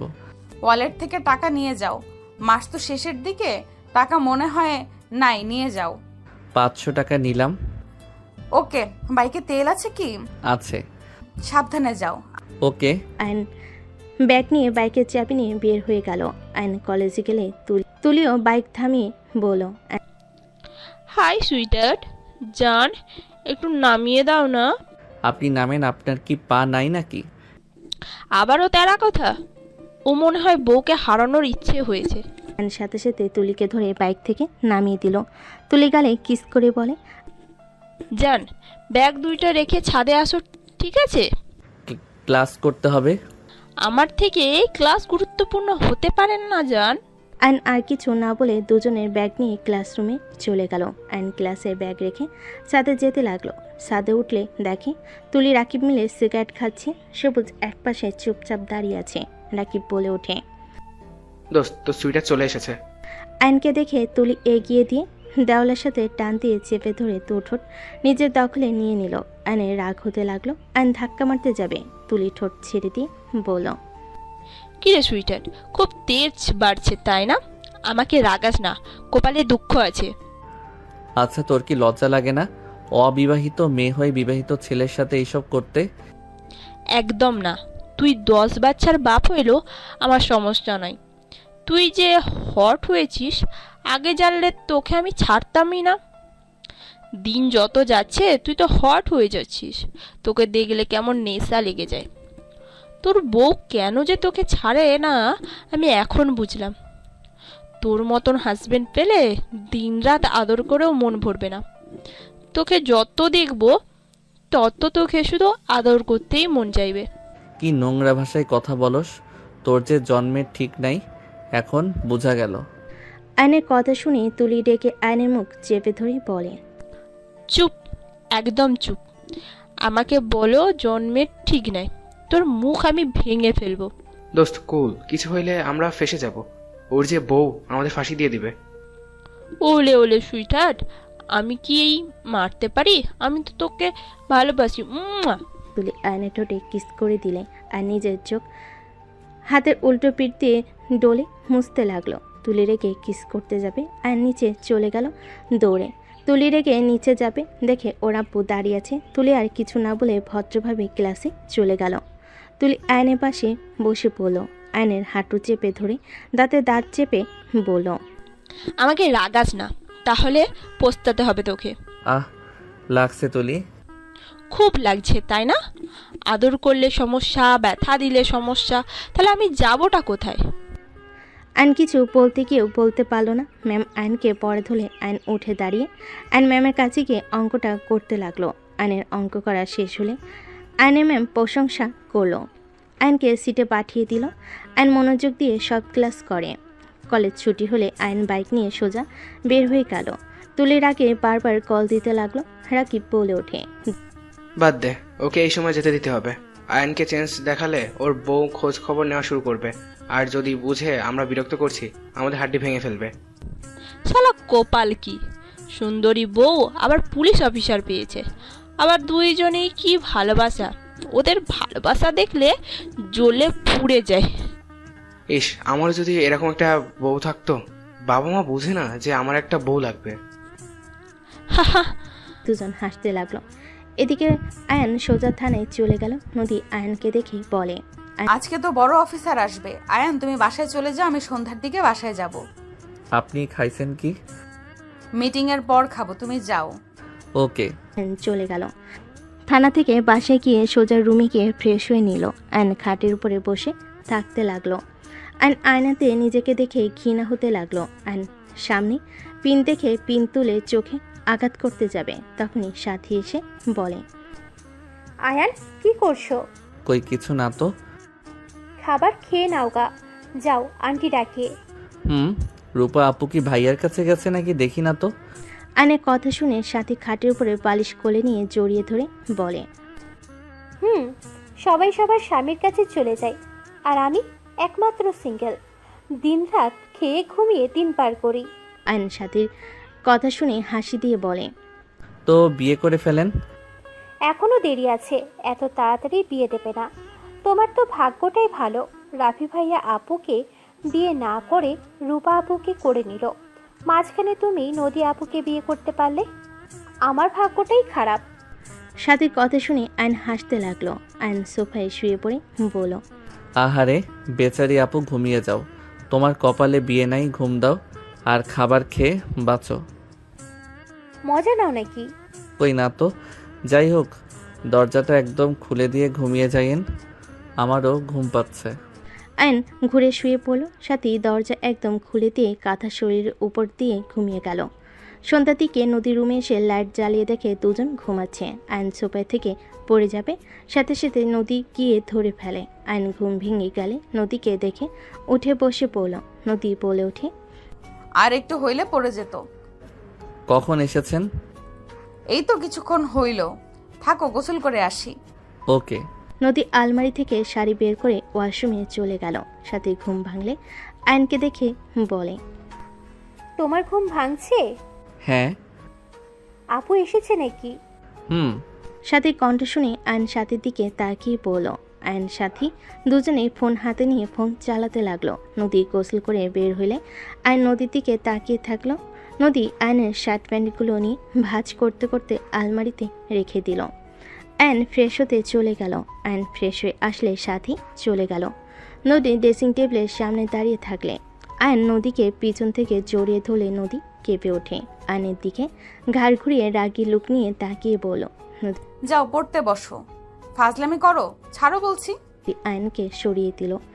আয়ন পড়তে বসলো। নদীকে কিছু না বলে আয়নের ফোন বাজতে লাগলো। আয়ন বারবার কল কেটে দিতে লাগলো। তুলি কিছু SMS দেখে আয়ন ফোন নিয়ে বলল, আমি একটু বাইরে যাব। পড়া বাদ দিয়ে বাহিরে কেন? চকলেট খাবো। ওকে যাও, তাড়াতাড়ি এসো। আয়ন বাসা থেকে বার হয়ে গেল। বাইক নিয়ে বের হয়ে সোজা তুলির বলা জায়গায় চলে গেল। তুলি আয়নকে পেয়ে সোজা আয়নের ঠোঁটের উপর হামলে পড়ল। আয়নকে শক্ত করে জড়িয়ে ধরে 3 মিনিট পর ছেড়ে দিয়ে বলে, সুইটহার্ট, তোমার ঠোঁটের স্পর্শ না পেলে আমার তো ঘুম হারাম হয়ে যাচ্ছে। যাই করতে যাই তোমার চেহারাটাই ভেসে ওঠে। তোমার ঠোঁটে কি জাদু আছে সুইটহার্ট? আয়ন ধাক্কা দিয়ে বলে, আমার ঠোঁটে জাদু না, তোর মনে নোংরামি বাসা বেঁধে রাখছস তাই। এই যে আবার রাগ তুলে দিচ্ছ। আমি যত ভাবি ভালো ব্যবহার করব, তত তুমি আমাকে এমনভাবে কথা বলো যে তোমাকে আঘাত করতে বাধ্য হইতে হয়। তুলি কথাগুলো বলে সোজা আয়নের বুকে ঘুষি মারলে আয়ন বুকে হাত দিয়ে কেঁপে উঠল। তুলি রেগে বলে, এখানে তোর বউকে রেখেছি, তাই এখান থেকে তোর বউকে কিভাবে বের করতে হয় সেটা আমার ভালো করেই জানা আছে। আমার মাথা নষ্ট করিস না, তোর জন্য মোটেও ভালো হবে না। আমাকে যেতে হবে। আমি চকলেট কেনার কথা বলে এখানে এসেছি। যদি আমি না যাই আমাকে খুঁজতে মানুষ পাঠিয়ে দিবে। যা, সকালে কলেজে আসিস কিন্তু। আয়ন কিছু না বলে চলে গেল। আয়ন চকলেট কিনে বাসে গেল। আয়ন পড়ার টেবিলে বসে সাথীকে চকলেট দিয়ে নিজে খেতে লাগলো। আয়ন পড়ার প্রতি মনোযোগ দিতে কেউ পারছিল না। বারবার বিবেক বাধা দিতে লাগলো। আয়ন মনে মনে নিজের সাথে যুদ্ধ করতে লাগলো। আয়ন ভাবতে লাগলো, আমি নদীকে ঠকাচ্ছি। আমি কিভাবে ওদের থেকে মুক্তি পাবো? এভাবে চলতে পারে না। ওকে দেখতে ঘৃণা হয়। একটা মেয়ে এতটা খারাপ কি করে হতে পারে? লজ্জা শরম বলে কি কিছুই নাই? কিভাবে আমার সাথে এমন করতে পারে? আয়ন কথাগুলো ভাবছিল, তখন নদী এসে পাশে বসলে আয়নকে বলে ওঠে, কি ভাবো এত? চকলেট খাবেন? নদী আয়নের মুখ লাগা জায়গা থেকে চকলেট কামড় দিয়ে খেতে লাগলো আর আয়নকে পড়াতে লাগলো। আয়ন নদীর হাত বারবার স্পর্শ করতে লাগলো। নদী আয়নের স্পর্শে কেঁপে উঠতে লাগলো। আয়নকে বুঝতে না দিয়ে বলে, মনোযোগ দিয়ে পড়ো, আমি আসছি। নদী কথাগুলো বলে চলে গেল। 9টার দিকে সবাই খাবার খেতে ডাক দিলে আয়ন সাথে খাবার খেতে চলে গেল। আয়ন খাবার খেতে লাগলে খাওয়া শেষ করে সবার সাথে আড্ডা দিতে লাগলো। সবার সাথে আড্ডা দিতে দিতে আয়নের মন ভালো হয়ে গেল। সব কিছু ভুলে গিয়ে আয়ন মজা করতে লাগলো। 12টার দিকে আয়নের আম্মু বলে, অনেক রাত হয়ে গেছে, সবাই যাও ঘুমিয়ে পড়ো।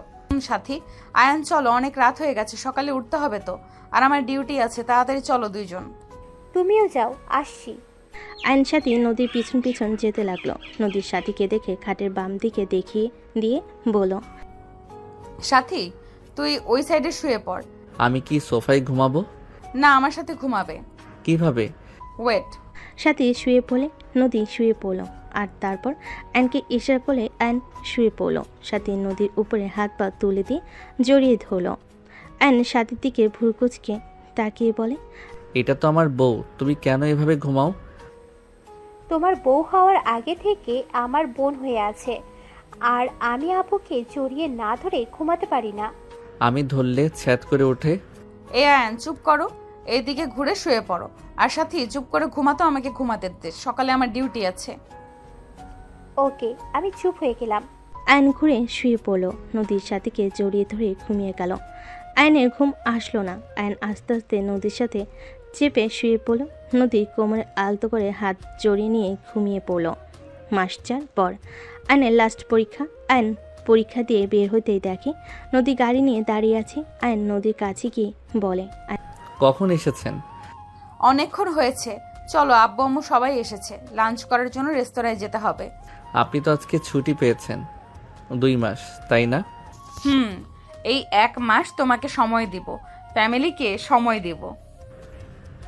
সত্যি? সত্যি। এখন গাড়িতে উঠে বসো। আয়ন নদীর সাথে গাড়িতে উঠে বসলো। নদী আয়নের হাতে হাত রাখলে আয়ন অবাক হয়ে গেল। নদী মিষ্টি করে হেসে ড্রাইভিং করতে লাগলো আর বলতে লাগলো, এইভাবে তাকিয়ে আছো কেন? আপনি কি রেজাল্টের আগে ভালো স্ত্রী হয়ে যাবেন? হ্যাঁ, বাট রেজাল্ট খারাপ হইলে তোমার খবর আছে। একটু জড়িয়ে ধরি। ড্রাইভিং করছি তো, অ্যাক্সিডেন্ট হতে পারে। বাসায় গেলে ধরতে দিবেন তো? হ্যাঁ, দিব। আয়ন খুশি হয়ে নদীর সাথে কথা বলতে বলতে যেতে লাগলো। রেস্তোরাঁর সামনে গিয়ে গাড়ি থামিয়ে দুজন রেস্তোরাঁর ভিতরে চলে গেল। আয়ন সবার সাথে বসে আড্ডা দিতে লাগলো আর খাবার খেতে লাগলো। হঠাৎ করে হুট করে তুলে এসে আয়নের কলার ধরে টেনে ঠাস ঠাস করে থাপ্পড় মেরে বলে, তোকে বারবার বললাম আমি তোর বাচ্চার মা হতে যাচ্ছি, তোর আমার কথার কোনো মূল্য নাই নাকি? তোর সাথে কি আমি মজা করছি নাকি? আমি যে তোকে হসপিটালে যেতে বলেছিলাম, কেন গেলি না? তুলির কথা শুনে সবাই চমকে গেল। সবাই দাঁড়িয়ে গেল। আয়ন ধাক্কা দিয়ে সরিয়ে দিয়ে বলে, তুলি, মিথ্যা বলবে না। কি? আমি মিথ্যে বলছি? তাহলে এই সব রিপোর্ট কিসের? তুলি আয়নের মুখে কাগজ ছুঁড়ে মারল। তুলি কাগজটা হাতে নিয়ে চোখ উপরে উঠে গেল। নদী বলে ওঠে, এখানে সিন ক্রিয়েট করো না, এটা পাবলিক প্লেস, সবাই তাকিয়ে আছে কিন্তু। তুলি, তুমি এসব কি বলছো? তোমার কি মাথা খারাপ হয়ে গেছে? হ্যাঁ, আমার মাথা খারাপ হয়ে গেছে। মাথা কেন খারাপ হবে না? এতদিন মজা নিতে পারলো, আর সন্তানের কথা শুনে আমাকে ইগনোর করা শুরু করে দিলে। তুলি চুপ করো, সবাই দেখছে, আমরা বাসায় গিয়ে কথা বলি। তুলি কিছু বলবে তার আগে রূপার সাথী তুলিকে ধরে নিয়ে যেতে লাগলো। সবাই যেতে লাগলো। নদী বিল দিয়ে গাড়িতে উঠে পড়ল। আর নদীকে কিছু বলবে, নদী বলে, চুপ, এখানে আমি কিচ্ছু শুনতে চাই না। নদীর ধমকে সবাই চুপ করে থাকলো। বাসে গেলে আর নদীকে বলার চেষ্টা করলে নদী কিছু না শুনে বসার ঘরে চলে গেল। তুলিকে ছেড়ে দিয়ে বলল, এখন বলো কি হয়েছে? আপনি আমাকে এখানে কেন তুলে নিয়ে আসলেন? আয়ান, তুমি কি তোমার ফ্যামিলিকে দিয়ে আমাদের আবারও অপমান করতে চাচ্ছ নাকি? চুপ কর, খারাপ মেয়ে তুই। এখানে কেন এসেছিস আমি ভালো করে জানি। দেখ তুলি, তুই যা শুরু করছিস লিমিটের বাহিরে চলে এসেছিস। আমি সবাইকে সবকিছু বলে দিব। ওই চুপ, এক এক করে কথা বলো। তুলি, তুমি বলো, আয়ানের এই বাচ্চা কিভাবে হয়? আপনি তো আইনের লোক, আপনি ব্যাপারটা বুঝবেন। আয়ান আমাকে ব্ল্যাকমেল করে আমার সাথে শারীরিক সম্পর্ক করত। আমি ওকে বাধা দিতে গেলে ও আমাকে ভালোবাসার দোহাই দেখিয়ে আমার সাথে শারীরিক সম্পর্ক করে গেছে। 3 দিন আগে জানতে পারি আমি মা হতে যাচ্ছি। আয়ান আমাকে 3 দিন ধরে ইগনোর করছে। আমি কতবার বলছি তোমার আব্বু আম্মুকে বোঝাও, আমাকে বিয়ে করে নাও। আয়ান সেটা শুনতে রাজি না। ওই আমাকে বারবার এক কথা বলে, আমাকে কেউ মেনে নিবে না। শয়তান মাইয়া, মিথ্যা কথা বলবি না। আমি তোর সাথে কোনোদিনও শারীরিক সম্পর্ক করি নাই। তুই আমার সাথে জোর করে করার চেষ্টা করে বাধ্য হয়েছস। তুই মিথ্যা বলিস না, তুই একদিন মরবি, একটু মরার ভয় কর। Ayaan just shut up. Tuli, তোমার সাথে যে আয়ান এইসব করেছে তার কোনো প্রমাণ আমাকে দেখাতে পারবে? আর তোমাদের রিলেশনের ব্যাপারে আর কে কে জানে? ওর ফ্রেন্ডরাও জানে। রাকিব সবুজকে জিজ্ঞেস করতে পারেন। ওদের কল দাও, কল দিয়ে এখানে আসতে বলো। নদী, বিশ্বাস করো, ওই সব মিথ্যা কথা বলছে। আমি ওর সাথে কিছু করি নাই। ওই যে পিক দেখাতে চাচ্ছে সব মিথ্যা। ওরা আমাকে ফাঁসিয়ে দিয়েছে। তোমাকে চুপ থাকতে বলেছি আয়ান, আমার মুখের উপরে কথা বলো না। তুলি রাকিব সবুজকে কল দিয়ে আসতে বলে দিল। তুলি কান্না করতে লাগলো অ্যান্ড চিল্লাই বলতে লাগলো, নাটক আর করিস না, মিথ্যা নাটক করে লাভ নাই। তুই আমাকে আজ এভাবে ফাঁসাচ্ছিস। তুই হয়তো আজ জিতে যেতে পারিস, কিন্তু ভুলে যাস না, সত্যি কখনোই চাপা থাকে না। তুই আমার সাথে প্রতিনিয়ত যা করছস তুই দেখে নিস, তুই কোনোদিনও সুখী হতে পারবি না। আয়ান, তুমি আমাকে যদি ভালো নাই বাসো তাহলে কেন আমার সাথে এতদিন মিথ্যে ভালোবাসার নাটক করলে? আয়ান, তোমার দোহাই লাগে, আর সবার সামনে আমাদের সন্তানকে অস্বীকার করো না। আয়ান, ওই তো এই দুনিয়াতে আসেই নাই, দুনিয়ায় এসে বড় হইলে ওর বাবা পরিচয় ছাড়া ওর জীবনটা নষ্ট হয়ে যাবে। আয়ান, আমার কথা বাদ দিলাম, আমাদের সন্তানের কথা ভেবে তুমি তোমার পায়ের নিচে আমাকে জায়গা দাও। তুলি কান্না করতে করতে কথাগুলো বলে আয়নের পায়ের কাছে পড়লে আয়ন রেগে বলে ওঠে, কিসের সন্তান? তুই মিথ্যা রিপোর্ট বানিয়ে নিয়ে এসেছিস। তুই এত খারাপ যে ছোট বাচ্চার নাম করে সবার সামনে আমাকে খারাপ বানাতে চাচ্ছিস। আয়ান, তুমি ভালো করে জানো আমার পেটে তোমার সন্তান। আয়ান, আর অস্বীকার করো না। আঙ্কেল আন্টি, আপনারাও কি আয়নের মতন আমাকে তাড়িয়ে দেবেন? আঙ্কেল আন্টি, আপনারা তো সব সময় অন্যায়ের পথে থেকেছেন। আজ আপনাদের বংশের প্রদীপকে আপনার ছেলে অস্বীকার করছে।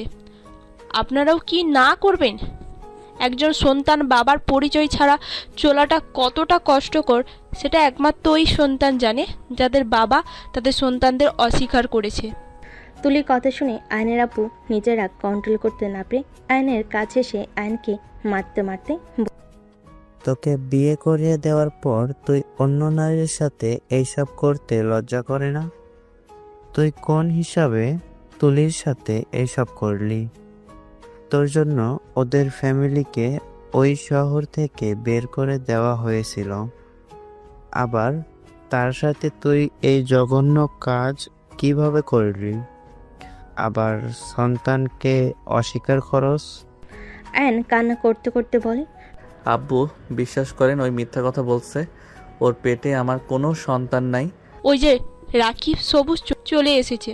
রাকিব, সবুজ, তোমরা প্রমাণ দেখাও। তোমাদের বন্ধু আমাকে সোজা সবার সামনে অস্বীকার করলো। তুলি কথাগুলো বলে কান্না করতে লাগলো।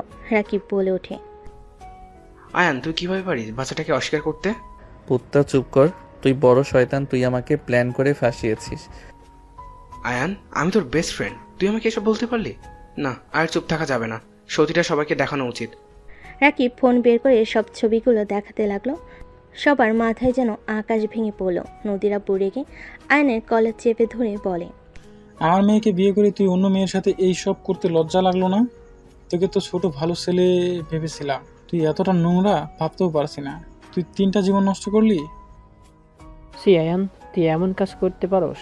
আমার বিশ্বাসই হচ্ছে না। আয়ন কাউকে কিছু না বলে সোজা কান্না করতে করতে নদীর সামনে গিয়ে বলতে লাগলো, নদী, আমার কথাটা তুমি বিশ্বাস করো, আমি এইসব কিছু করি নাই। আয়নের কথা শুনে নদীর মুখে হাসি রেখা টেনে বলে, সব দোষ আমার আয়ান, সব দোষ আমার। আমি তোমাকে সময় দেই নাই, আমার দোষ। আমি স্ত্রী হওয়া সত্ত্বেও তোমাকে স্বামীর অধিকারটা দেই নাই। সব দোষ আমার, তোমার না। আমি যদি তোমাকে আজ তোমার অধিকারটা দিতাম তাহলে এমন কিছু হইতো না। নদী কথাগুলো বলে চোখের পানি ফেলতে লাগলো। আয়ন নদীকে বলতে লাগলো, নদী, আমি কিছু করি নাই। আমি তোমার জন্য পারফেক্ট না। আমি তোমাকে খুব তাড়াতাড়ি ডিভোর্স লেটার পাঠিয়ে দিব। তুমি তুলিকে বিয়ে করে নাও। বাচ্চাটা বাবা হারা কেন হবে? তোমাদের ভুলের শাস্তি ওই বাচ্চাটা কেন পাবে? রাফি, কাজে ডেকে নিয়ে আসো, আমি নিজে ওদের বিয়ে দিতে চাই। না, আমি এ বিয়ে করব না। নদী, আমি তোমাকে ভালোবাসি, অন্য কাউকে আমি বিয়ে করতে পারবো না। নদী, আমার পুরো কথাটা একবার শোনো।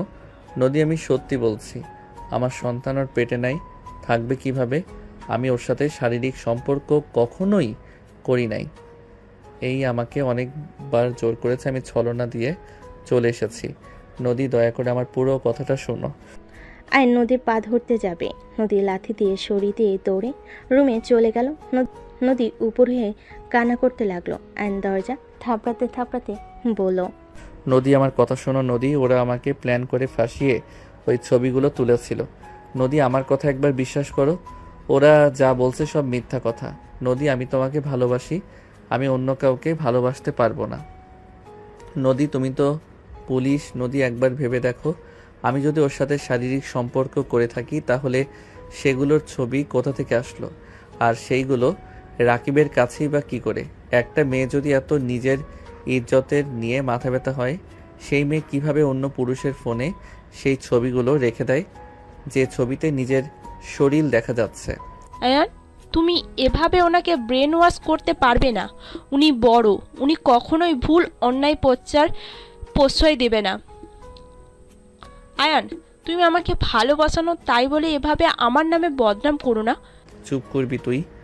তোর কথা শুনলে মাথায় আগুন ধরে যায়। খারাপ মহিলা তুই একটা। আমার স্ত্রী আমার কথা বিশ্বাস না করে তোর সাথে বিয়ে দিতে চাইলে দরকার হইলে আমি নিজেকে শেষ করে দিব। তারপরও তোর মতো মহিলাকে আমি বিয়ে করব না, যে মহিলা বিবাহিত পুরুষ জেনেও তাকে ব্ল্যাকমেইল করে নোংরামি করতে পারে। সেই মহিলা কত ভালো মানুষ জানা আছে। তুই কখনোই কারো ভালো মা বা বউ হতে পারবি না। খারাপ মহিলা, তোর দুইটা হাতে পায়ে ধরি, তুই তোর প্রতিশোধ কম তো নিলি না। এবার আমাকে দয়া করে মুক্তি দে বোন, তুই আর এই নোংরা খেলা খেলিস না। তুলি কিছু বলতে যাবে, হঠাৎ করেই নদী রুম থেকে বের হয়ে রাকিবের দিকে আসতে দেখে রাকিব কিছুটা ভয় পেয়ে গেল। আয়ন নদীর দিকে এগিয়ে কিছু বলবে, তখনই নদীর ছবিটা হাতে নিয়ে ভালো করে দেখতে লাগলো। নদীর ছবিগুলো দেখে বলে, আয়ান তো এখানে চোখ বন্ধ করে আছে, আর আয়ান তো প্রথমে ঠোঁটের দিকে এগিয়ে যায়। ওই তো নিচে থাকার কথা না? এখানে তো হুট করে ছবিটা তোলা হয়েছে, আমাকে আয়ান জোর করছিল। আচ্ছা, জোর করলে এই পিকগুলো কে তুললো? আমি জানতাম আয়ান এমন কাজ করবে, তাই আমি ক্যামেরা রেডি করে রেখেছিলাম। ক্যামেরা রাখলে এখানে তো ভিডিও হওয়ার কথা, আর ছবি তুলতে গেলে তো ডিম লাইটের আলোতে তেমন দেখা যাওয়ার কথা না। ক্যামেরাতে আলো জ্বলছিল। আয়ান যদি তোমার সাথে জোর করে ছবি ওঠার সময় আলো হইল, আয়ান তোমার ক্যামেরা ভেঙে না ফেলে আস্ত রাখলো কিভাবে? নদীর কথা শুনে তুলি থতমত খেয়ে গেল। রাকিব বলে ওঠে, আয়ান তখন নাকি একদম মাতাল হয়ে গেছিল, তাই হয়তো নেশায় বুঝতে পারে নাই। ও, এটা হতে পারে। নদী, ওরা সেদিন আমাকে জোর করে ড্রিঙ্কস করিয়ে দিয়েছিল। আমার যতটুকু মনে আছে, আমি ড্রিঙ্কসগুলো করার পর আমার অনেক ঘুম পাচ্ছিল। পাশের রুমে গিয়ে শুয়ে পড়ছি। সকালে উঠে দেখি তুলি কান্না করছে। নিজের দিকে তাকিয়ে দেখি আমার শরীরে কিছু নাই। আয়ন এক এক করে সব কিছু খুলে বলতে লাগলো। তুলি রাকিব বলতে লাগলো, সব মিথ্যে কথা ম্যাম, আয়ান মিথ্যে বলছে। সব বুঝলাম, ওই মিথ্যা বলেছে। ওইখানে যে রাকিব সবুজ ছিল এইটা তো বললে না? ওই তো ছবির আয়নাতে রাকিবকে দেখা যাচ্ছে। রাকিব ছবিগুলো তুলছে, এখানে মিথ্যা কেন বললে? নদীর কথা শুনে তুলি কাছে এসে বলল, কই দেখি। তুলিকে ছবিটা দেখাতেই নদী ফোনের দিকে তাকিয়ে দেখে তুলের চুলের মুঠো ধরে 7 পাক দিতে লাগলো। রাকিব ভয়ে বলে ওঠে, আমি আসছি, তোদের সমস্যা তোরা বুঝে নে। রাকিব চলে যেতে নিবে, তখনই রাফিকে ইশার কোলে রাকিব সবুজকে ধরল। তুলি নদীর হাত ধরে বলতে লাগলো, ম্যাম, আপনি কিন্তু অন্যায় করছেন। আমার পেটে বাচ্চা আছে, এভাবে আমাকে ঘোরাবেন না, আমার লাগছে, চুল ছেড়ে দিন। তুলির কথা শুনে নদী তুলির পেটে হাঁটু দিয়ে গুতা মেরে দিয়ে চুল ধরে মুখে থাপ্পড় মেরে বলল, আমি ওর স্ত্রী হওয়া সত্ত্বে ওই আমাকে টাচ করার সাহস পায় না, আর সেখানে তুই পরনারী, তোকে ওই জোর করবে তাই না? ফাজলামি করস? আমাকে টাচ করা কত সহজ, ঘুমের ভেতরে কখনো সুযোগ নিল না। আর তুই কি পড়ে এসেছিস রে যে আমার স্বামী তোর রূপে পাগল হয়ে তোর সাথে শারীরিক সম্পর্ক করবে? আর এখানে দেখা যাচ্ছে 4 মাস আগের ছবি। 4 মাসের মধ্যে বাচ্চার মা হয়ে গেলি। নদী কথাগুলো বলে মারতে লাগলো। পুলিশ আসলে নদী রাকিব আর সবুজকে মারতে লাগলো। সবুজ কান্না করতে করতে বলে, আমি কিছু করি নাই, সব রাকিব তুলি করছে। আয়ান তুলির সাথে কিছু করে নাই। তুলি রাকিব প্ল্যান করে আয়ানকে সেই দিন রাগিয়ে দিয়ে পার্টিতে নিয়ে গিয়ে ড্রিঙ্কের সাথে ঘুমের মেডিসিন দিয়ে ঘুম পাড়িয়ে এইসব ছবি তুলে। সবুজ আস্তে আস্তে সব কিছু সত্য বলে দিতে লাগলো। সব শুনে নদী রেখে সাথীর মাথায় পিন নিয়ে তুলির ঠোঁটের একের পর এক আঘাত করতে লাগলো আর বলতে লাগলো, আমার স্বামীর ঠোঁট খাওয়ার খুব ইচ্ছা, তাই না? নে, কেমন লাগে? তুলি ব্যথায় চিৎকার দিতে লাগলো। নদী তুলির হাত ভেঙে দিয়ে বলে, আমার স্বামীকে এই হাত দিয়ে জোর করে ধরেছিলি, তাই না? নদী আরও মারতে যাবে, পুলিশের সদস্যরা জোর করে 3 জন ওকে নিয়ে চলে গেল। আপু, তুই তো প্রথমে আয়ানকে ভুল বুঝলি, লাস্টে কি মনে করে ওকে বিশ্বাস করলি? আমি রুমে আমার লোকদের ইনফর্ম করে দিই, কখন কি করছে সব ফুটেজ থানায় চলে গেছে। সেলুট ম্যাম, আপনি আসলে বুদ্ধিমান। নদী আয়নের দিকে তাকিয়ে সজোরে থাপ্পড় মারতে যাবে, সাথে সাথেই আয়ন নদীকে জড়িয়ে ধরে কান্না করতে লাগলো। নদী রেগে ধাক্কা মেরে দিল। নদী আয়নকে কিছু বলতে যাবে, নদীর আব্বু আম্মু বলতে লাগলো, নদী ছেলেটাকে বকাঝকা করিস না, অনেক ভয় পেয়ে গেছে। আর ওই মেয়েটা আসলে তো ফালতু, এমনভাবে সাজিয়ে গুছিয়ে এসেছে যে ওর কথা বিশ্বাস করতে সবাই বাধ্য হবে। আই এম সরি, আমি তোমাকে না বুঝে অনেক কিছু বলে ফেলেছি। না আঙ্কেল, আমি আপনার উপরে রাগ করি নাই, এইটা যে কেউ বিশ্বাস করবে। নদী, আই এম সরি, প্লিজ আমাকে ক্ষমা করে দাও। চুপ, একদম চুপ। 4 মাস ওই তোকে ব্ল্যাকমেল করে গেছে, তুই আমাকে কিছু বলস নাই কেন? তোর কি মনে হয় আমি তোর কথা বিশ্বাস করতাম না? তুই আমার সাথে 1.5 বছর ধরে আসিস, আমি কি জানি না আমার হাজবেন্ড কেমন? তুই নিজেকে কি মনে করস? হ্যাঁ, আমি যদি ওর কথা বিশ্বাস করে তোকে ডিভোর্স দিতাম ভালো হইতো, তাই না? আমি অনেক ভয় পেয়ে গেছিলাম। আপনি তো অনেক রাগী, আপনি আমার কথা বিশ্বাস করতেন না। ওরা এমনভাবে প্ল্যান করে, আমি নিজেই তো ধোঁকা খেয়েছি। ওরা আপনাকে এমনভাবে বোঝাতো আপনি বিশ্বাস করতে বাধ্য হইতেন। আমি আপনাকে হারানোর ভয় পেতাম, তাই আমি ওদের কথা শুনতে বাধ্য হয়েছি। যদি বুঝতাম আপনি আমাকে ভুল বুঝবেন না, তাহলে এতদিনে ওদের মেরে মাটিতে পিষে দিতাম। আয়নের কথা শুনে সবাই ভুরু কুঁচকে তাকালে। নদী বলে ওঠে, কি মাটিতে পিষে ফেলতে? হ। বাপ্পা, আয়ান স্যার কথাগুলো বলছেন নাকি? গুছিয়ে কথা বলতে পারেন না, সে আবার অন্য কাউকে পিষে ফেলবে। ওই বুদ্ধি সত্যি, কথা বলতেও এলোমেলো ভাবে কথা কেন বলে? গুছিয়ে কথা না বললে প্রতিনিয়ত তুমি তো সবার সামনে অপরাধী হবে। আগে গুছিয়ে কথা বলতে শেখো। আপু অপমান করবে না? ওকে, অনুমতি নিয়ে করি। দুলাভাই, আপনাকে কি একটু অপমান করা যাবে? যদি অনুমতি দিতেন। সাথীর কথা শুনে সবাই ফিক করে হেসে দিল। আয়নও হেসে দিয়ে বলে, আপু। আবার আপু বলল কেন? আমি তো অনুমতি চাচ্ছি। টাকলুর বউ, চুপ করবা? টাকলুর বউ মানে? কানের নিচে কয়েকটা দিয়ে দিব। আমার হাজবেন্ড হিরোর মতো হবে, বুঝতে পারছো? নট টাকলু। আঙ্কেল, আপুর বর যেন টাকলু বেটে, চোখ টেরা, এক পা খাটো, এমন দেখে বিয়ে দিয়ে অনেক সুন্দর মানাবে। আয়নের কথা শুনে সবাই হেসে দিল। সাথী রেগে আয়নকে মারতে যাবে, আয়ন দৌড়ে গিয়ে রুমের দরজা লাগিয়ে দিল। আয়নের আম্মু বলে ওঠে, ধন্যবাদ বৌমা, আমার ছেলেকে এভাবে বাঁচিয়ে নেওয়ার জন্য। আমরা মা বাবা হয়ে ওকে অবিশ্বাস করলাম। আমার ছেলে পাশে সব সময় থেকো। ওই ছোট ঠিক মতো গুছিয়ে কথা বলতে পারে না। ওর বয়সে ওরা কত সুন্দর নাটক করে গেল। আন্টি, আমি জানি আয়ান কেমন, আর ওই আমার হাজবেন্ড। ওর বিপদে আমি না থাকলে কে থাকবে? এখানে আপনার ছেলের উপরে রাগ হয়েছিল, ওই রাকিব একবার ওকে মেরেছিল, সেখান থেকে ওকে দূরে থাকতে বলছি রাকিবের থেকে, কিন্তু ওই আমার কথা শুনে নাই। সেই রাকিবের সাথেই মিশছে, আর আমাকে না জানিয়ে পার্টিতে যাওয়া। আমি ওকে বের করব। এখন শুরু হয়ে গেছে আমার থেকে সবকিছু লুকানোর। ভবিষ্যতে যে কি করবে আল্লাহ ভালো জানে। এখন একটাই উপায়, নিজের আঁচলে বেঁধে ফেলো, এছাড়া ভালো কোনো উপায় নেই।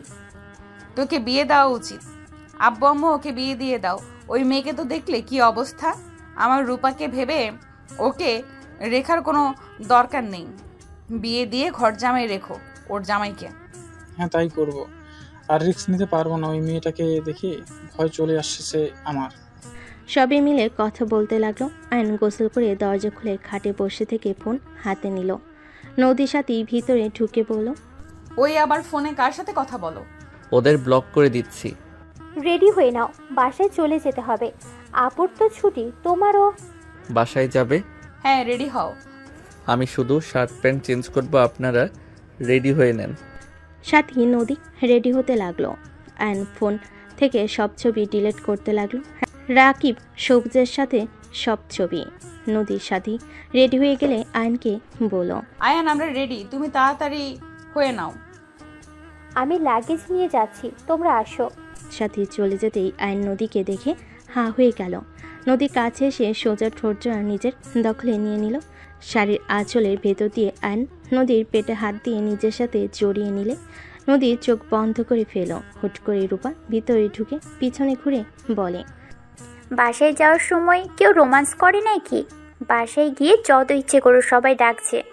রূপার কথা শুনে নদী লজ্জা পেয়ে গেলে আয়নকে সরিয়ে দিয়ে বলল, ফাজিল কোথাকার, ছাড়ো। কথাটা বলে আলমারি থেকে শার্ট প্যান্ট বের করে দিয়ে চলে গেল। আয়ন ফ্রেশ হয়ে রেডি হয়ে নিল। রেডি হয়ে সবার সাথে বের হইল। আয়ন নদীর কোমরের দিকে বারবার চোখ যেতে লাগলো। নদী আয়নের লুচ্চামি করা দেখে ভুরুকুচকে তাকিয়ে থাকলে আয়ন অন্যদিকে তাকিয়ে থাকলো। নদী মুচকি হাসি দিয়ে ওর হাত কোমরে রাখলে আয়ন চমকে গেল। নদীর দিকে তাকাতে নদী দুস্তামি হাসি দিলে আয়নও খুশি হয়ে নদী কোমরে হাত বুলাতে লাগলো আর সবার সাথে কথা বলতে লাগলো। বাসায় যেতে যেতে রাত হয়ে গেল। সবাই বাসার ভিতরে নেমে যার যার মতো রুমে চলে গেল। আয়ন রুমে ঢুকতেই আয়ন সোজা দরজা বন্ধ করে দিল। নদী পিছনে ঘুরে তাকাতেই আয়ন বলে ওঠে, জান একটু আদর করব। আদর করবে? আসো তো আদর করে দেই। আয়ন খুশি হয়ে কাছে গেলে নদী আয়নের গালে হাত বুলিয়ে দিতে দিতে বলে, আদর আদর ছোট বাবুটা আদর। নদী কথাগুলো বলে হাসতে লাগলো। আয়ন নদীকে কোলে তুলে নিয়ে ঠাস করে খাটে ফেলে দিয়ে বলল, আমি ছোট ছেলে, এই ছোট ছেলে তোমাকে যদি মা না বানিয়ে দিচ্ছে তাহলে আমার নাম আয়ান না। এই কি করবে? আয়ন শার্টের বোতাম খুলতে খুলতে নদীর উপর ঝাঁপিয়ে পড়ল। নদী সরিয়ে দেওয়ার চেষ্টা করলে আর নদীর পেটের উপর থেকে শাড়ি ছড়িয়ে দিয়ে ঠোঁটে ভালোবাসার স্পর্শ দিলে নদী কেঁপে উঠল। নদী আয়নের মাথার চুল খামচি দিয়ে ধরে পেটের সাথে চেপে ধরলে আয়ন কিস করতে লাগলো। আয়নের প্রতিটা কিস নদীকে মাতাল করে দিতে লাগলো। আয়ন আস্তে আস্তে উপরের দিকে যেতে লাগলো। আয়ন বুকে আলতো করে কিস করলে নদী চোখ বন্ধ করে ফেল। আস্তে আস্তে নদী নিজের কন্ট্রোল হারিয়ে আয়নের উপর ঝাঁপিয়ে পড়ল। দুজন একে অপরকে আদর করতে ব্যস্ত হয়ে গেল। অনেকক্ষণ একে অপরকে আদর করতে করতে ক্লান্ত হয়ে গেল। আয়ন নদীর বুকের উপর মাথা দিয়ে শুয়ে থাকতে লাগলো। নদী আয়নের মাথায় হাত বুলিয়ে দিতে লাগলো। আয়ন বলতে লাগলো, জান আদর করতে কত মজা, তুমি আমাকে দূরে সরিয়ে কেন দিতে? আমার জামাই তো একটু ফাজিল, তাকে ভালোবাসা দিলে দিন রাত ওটাই চাইবে, পড়াশোনার প্রতি আর মনোযোগ থাকবে না। একটু না হয় বেশি আদর করতাম, তাই বলে একেবারে দূরে সরিয়ে রাখবে? একবার যখন অনুমতি দিয়েছো এখন বুঝবে মজা তোমাকে কি করি। আর আয়নের কথা শুনে নদী ভুর কুচকে তাকালে আয়ন সাথে সাথেই ঠোঁটে একের পর এক কিস করতে লাগলো। নদী হেসে দিয়ে বলল, ফাজিল ঘুমাও, অনেক রাত হয়ে গেছে। একবার আদর করি। এখন না, ঘুমাও বলছি, না হলে কিন্তু মার দিব। ওকে। আয়ন নদীর বুকে মাথা দিয়ে ঘুমিয়ে গেল।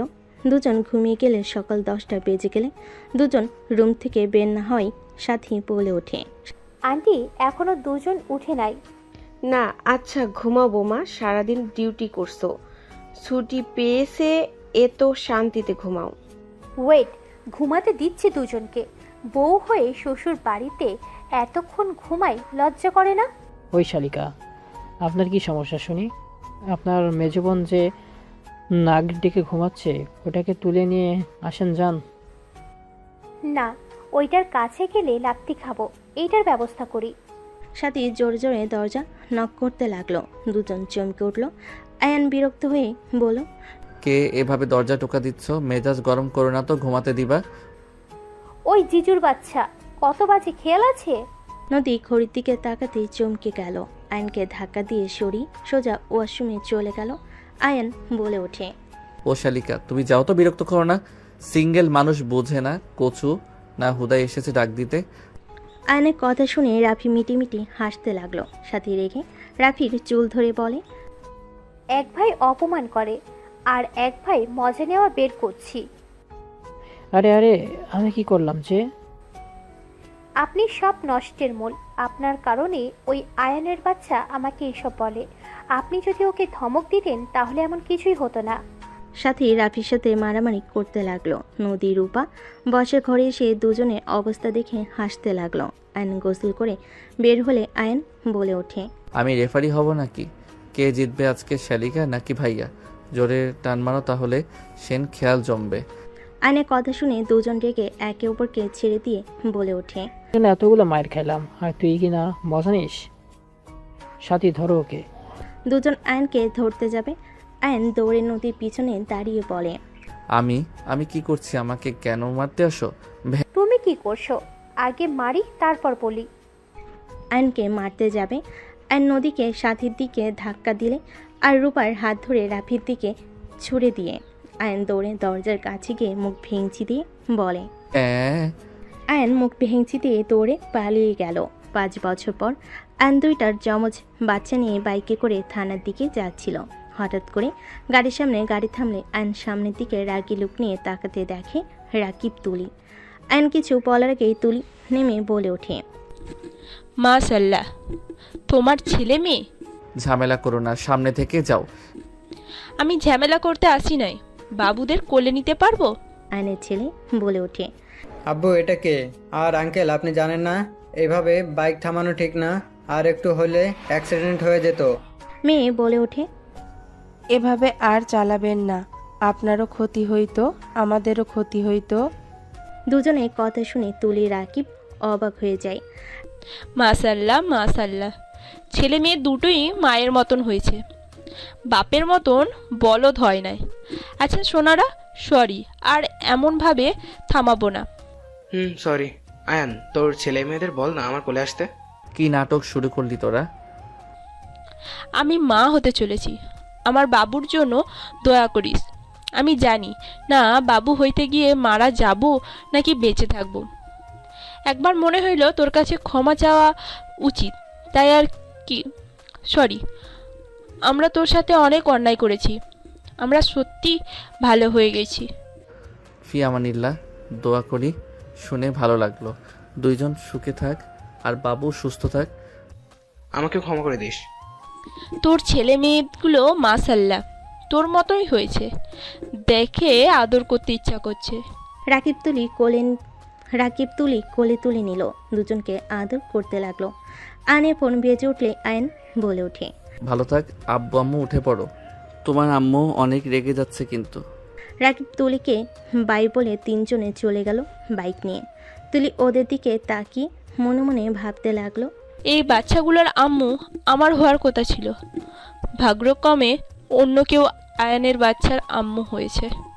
চোখের কোণায় পানি গড়িয়ে পড়তেই মুছে রাকিবের সাথে গাড়িতে উঠে চলে গেল।